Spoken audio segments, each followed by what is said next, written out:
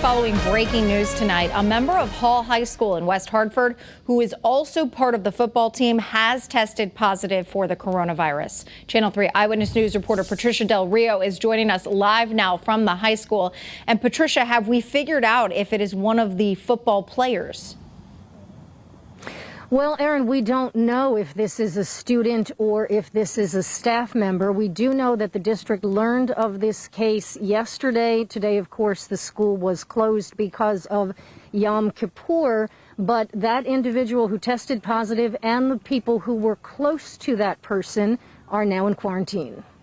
Another school, another positive coronavirus case. Since schools went back into session this fall, there have been at least 30 districts with positive COVID-19 cases, some schools with multiple people. In West Hartford, the district's assistant superintendent today sending a letter saying the individual was last in attendance in classes on September 18th and has been directed to remain home in isolation.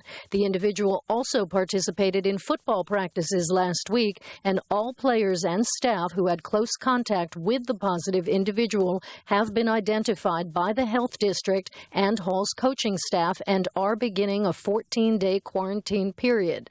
The letter making reference to football practice, although the CIAC has said football games will not be played this fall, teams are allowed to practice. Now, as coronavirus cases continue to rise since schools have been in session, there's basically become two schools of thought about this. One is that as we get into the winter and as we get into cold and flu season, and if kids go back into school full time, some people are concerned that we're only just going to see those cases continue to rise even more so. The other school of thought is that yes, there have been a number of cases that have come about since school has been back in session. But if you look at the overall number of students who are back in school, albeit hybrid or whatever the circumstance, that number percentage-wise is actually pretty low. We're live in West Hartford. I'm Patricia Del Rio, Channel 3 Eyewitness News.